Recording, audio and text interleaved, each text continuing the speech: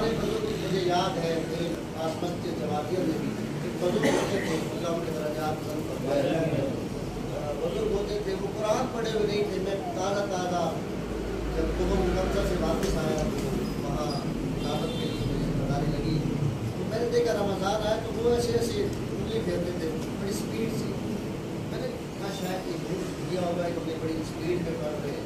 तो एक दिन मैंने जुर्रत करते हुए पूछ लिया सलीके साहब, भाई आप तेज़ी से उंगलियाँ फेरते हैं कुरान मजीद के ऊपर, तो आपने हिफ्ज़ किया होगा ये कैसे, मतलब आपकी रवानी बहुत ज़्यादा है, मेरी भी कोई रवानी नहीं है बड़ी तेज़ी के साथ।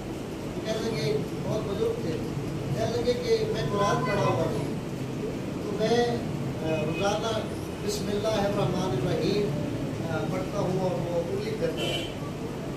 मैं कह रहा हूँ कि इधर तवज्जो रखिएगा, इन्नमल अमालु बिन्निय्यात, नीयत अच्छी होनी चाहिए।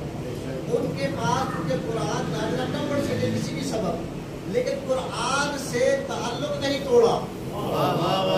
कुरान को देखना भी इबादत है ना, नज़रो इलल मुसहफ़ इबादत। बिस्मिल्लाह तस्बीह उठा के भी पढ़ सकते हैं, लेकिन नहीं, कि कुरान से ताल्लुक जोड़ना है ना, नजर कुरान में रखी, बिस्मिल्लाहिर्रहमानिर्रहीम बिस्मिल्लाहिर्रहमानिर्रहीम।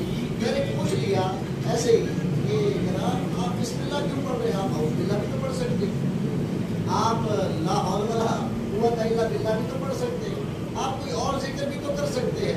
बड़ा खूबसूरत जवाब, अल्लाह इस जुमले का सवाब उनकी रूह को फरमाए।